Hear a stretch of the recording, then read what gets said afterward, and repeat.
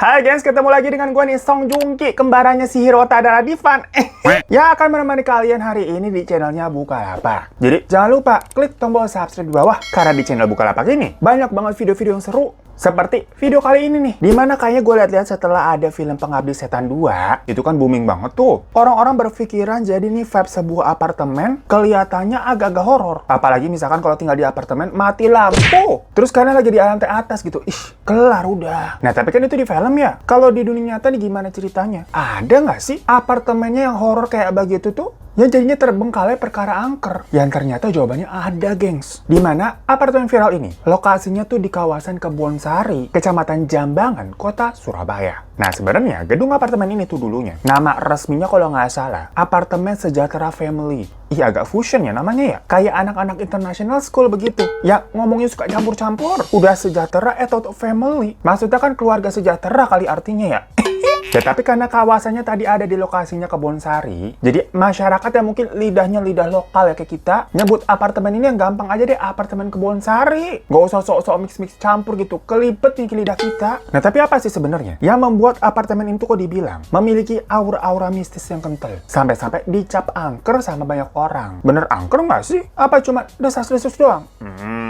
Nah makanya sebelum kita bahas, kalian mungkin di sini kebetulan ada yang mau ngisi-ngisi apartemen juga atau ngisi-ngisi perabotan rumah. Nah belinya semuanya di aplikasi Bukalapak aja. Karena di bulan Oktober ini lagi ada festival rumah dan perkakas yang diskonnya sampai dengan 99% plus promo cuan akhir bulan. Pokoknya semua kebutuhan buat rumah dan apartemen kalian ada di Bukalapak. Kita lihat ya nih, misalkan mau cari-cari perkakas itu ada, atau furnitur-furnitur yang kece-kece, perlengkapan dapur, dekorasi-dekorasi interior, sampai pernak-pernik rumah tangga lengkap di sini, gengs. Solusi udah, belinya di Bukalapak, apalagi harganya murah-murah. Karena lagi pada diskon, plus ada promo cuannya juga. Jadi langsung aja ya, buka aja Bukalapak. Nah, apartemen Kebonsari ini, gengs, itu kan punya 5 tower, yang sampai sekarang tuh masih berdiri kokoh dah tuh. Kayak orang-orang pada LDR masih aja kokoh dengan yakin gak akan putus, tapi ujung-ujungnya ditinggalin juga kan? Sama kayak apartemen ini. Dan yang namanya apartemen ya, pasti kan terdiri dari beberapa unit. Banyak gitu. Orang ini towernya jadi 5, ya ratusan berarti unitnya. Cuma sayangnya, apartemen Kebonsari ini, itu katanya udah lama banget gak dihuni selama belasan tahun terakhir. Jadi kebayangkan, belasan tahun gak dihuni manusia, segitu banyaknya tempat kosong. Bisa-bisa yang nempatin ya makhluk lain. Ya nggak ya? Mungkin kata mereka, lumayan banget nih. Daripada tinggal di kebun kan, Kebonsari tuh. Mending pindah ke apartemennya. Apartemen Kebonsari. Nah, keganjilan pertama yang terjadi, itu katanya banyak warga yang mengaku pernah melihat kuntilanak. Itu sering banget menampakkan dirinya di sekitaran apartemen ini. Sosoknya standar aja kayak kunti pada umumnya, perempuan, rambut tergadai panjang, pakai baju putih tulusu. Tapi karena saking seringnya muncul, penampakan si kunti ini tuh udah bukan jadi rahasia umum lagi. Dimana warga sana sampai kayak, oh lagi muncul. Nggak kaget, gengs. Karena terlalu sering pas-pasan gitu sama si kunti, udah kayak CS kali. Dan menurut salah satu warga yang ada di sana, yang kebetulan rumahnya persis ada di seberang apartemen Kebonsari itu, katanya sebenarnya penampakan di sana tuh wujudnya juga macam-macam. Sebut aja di sini namanya Pak Susilo ya. Jadi Pak Susilo ini kebetulan buka warung di rumahnya tuh, jadi nyambi ya. Lokasinya persis tuh di depan apartemen Kebonsari. Dan karena tokonya hadap-hadapan, jadi wajar aja dong tiap hari pemandangannya ke apartemen Kebonsari. Nah sering tuh katanya dia ngelihat sosok anak kecil yang suka berpindah cepet-cepet banget gitu. Dilihat awalnya kayak dari jendela lantai 3, tau-tau turun ke lantai 2, tau-tau ke lantai 4 gitu. Masalahnya tuh anak kecil sambil dada-dada. Nah masalahnya kalau dada-dada ini cuma dari kejauhan tuh di dalam unit apartemen kelihatan dari jendela, itu mah ya udah aja ya, rasanya kan lebih aman. Jauh tuh udah di dalam sana. Namun sosok si anak kecil ini kalau terus diliatin, itu malah makin caper. Nanti dia bisa keluar tuh dari area apartemen sampai lari ke arah jalan tol Gunung Sahari yang ada di sebelah apartemen itu juga, gengs. Padahal jelas-jelas di situ tuh ada pagar pembatas antara jalan tol sama apartemennya. Tipe-tipe anak kecil kan emang suka pada caper ya. Dan ini juga berkaitan soalnya sama keganjilan berikutnya. Konon katanya hampir setiap malam ada aja tuh mobil yang tiba-tiba bannya gembes atau meletus pas lagi lewat di jalan tol dekat apartemen itu. Nah kalau netizen biasa paling nyangkanya itu ada tukang tambal ban kali di sekitar situ ya, nebarin paku sengaja. Ya tapi masalah kan ini di jalan tol. Siapa juga yang mau nyebar paku? Itu tukang tambal bannya buka usahanya di pinggir tol begitu. Kan nggak mungkin. Dan anehnya lagi, kejadian ban meletusnya itu tuh biasanya terjadinya di jam yang sama, yaitu jam 1 malam. Bukannya pagi-pagi atau siang bolong. Jadi kayak template jamnya. Seakan-akan di sekitar situ banyak yang percaya ada yang meminta tumbal biar orang kecelakaan. Ih, takut nggak sih? Nah, tapi menurut sumber orang yang pernah penelusuran ke sana, katanya energi yang paling besar itu ada di sekitar area kolam renangnya, gengs. Kan biasa ya, namanya apartemen bagus, dulunya mewah, orang-orang kaya ada kolam renangnya, kagak empang. Nah, katanya tuh, sering setiap jam 12 malam, apartemen udah lama nggak dihuni ini, air kolamnya kan juga udah kering ya, udah kagak ada. Tapi setiap jam 12 malam, itu kayak sering kedengeran suara. Kayak ada orang berenang di situ, kayak kecipak-cipuk. Jadi gimana ceritanya tuh ada yang berenang, airnya juga kagak ada. Dan selain kolam renang, keanehan sering terjadi juga katanya ada di area parkiran, di mana banyak warga yang kayak sebenarnya itu kan apartemen kosong, jadi ya numpang parkir dong. Soalnya kan tidak ada penghuni yang parkir di situ memang ya. Tahu-tahu nih mobilnya kayak dilemparin pasir sama batu gitu, gengs. Padahal lagi-lagi nggak ada siapa-siapa kan di situ, itu kosong. Seolah-olah kayak diusir. Hush,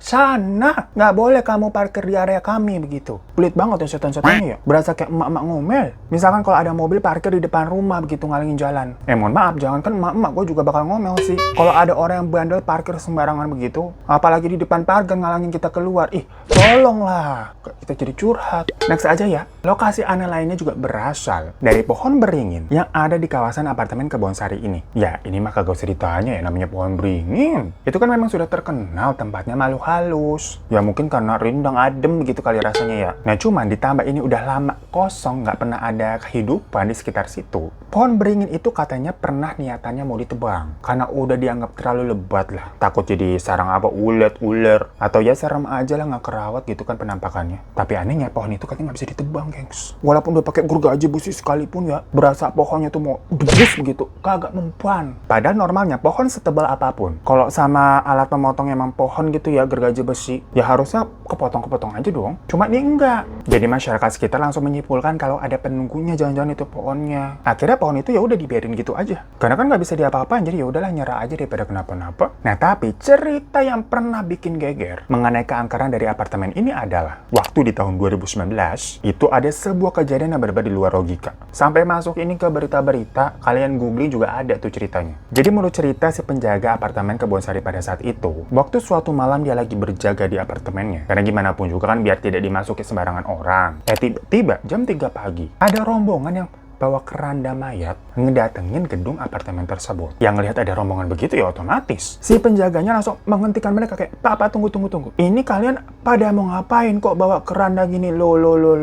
Aneh banget, jam 3 pagi. Lalu dengan pelan rombongan itu menjawab, kalau tujuan mereka datang itu buat menguburkan jenazah di dalam apartemen tersebut. Nah, di sini penjaganya udah ngerasa ada yang nggak beres nih sama rombongan yang ngapain jam 3 pagi mau nguburin jenazah siapa? Orang nggak ada penghuni di dalam apartemennya, kan apartemen kosong.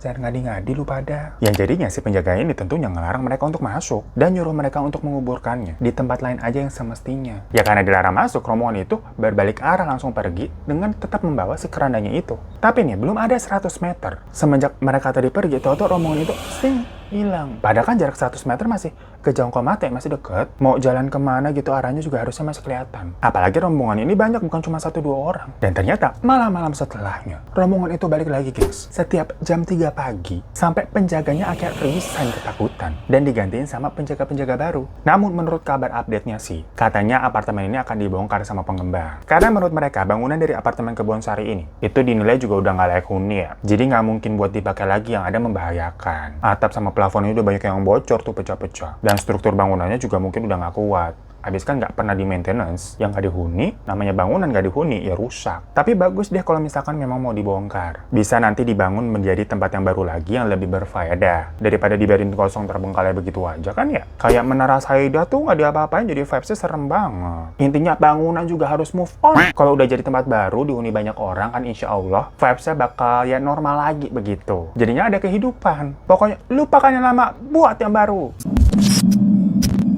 So, itu yang salah satu apartemen kosong yang udah terbengkalai cukup lama dan jadinya diomongin di mana-mana tentang keangkerannya. Karena udah nggak dihuni bertahun-tahun, gimana sih? Rumah aja kalau kagak dihuni lama, itu kan katanya jadi sarang setan. Apalagi ini unitnya banyak banget. Lah itu setannya kumpul satu desa kali jatuhnya. Buat kalian misalkan ada yang di Surabaya nih, pernah nggak lewat apartemen ini? Atau mungkin bisa masuk itu buat kepo-kepoan? Coba cerita-cerita kolom di komen bawah ya. Sekali lagi jangan lupa juga untuk subscribe channelnya Bukalapak di bawah. Klik tombol subscribe-nya, sama cek-cek aplikasi Bukalapak juga. Karena banyak banget promo-promo cuannya. Thank you udah nonton, sampai ketemu lagi di video-video di Bukalapak selanjutnya. Dadah! Buka aja Bukalapak.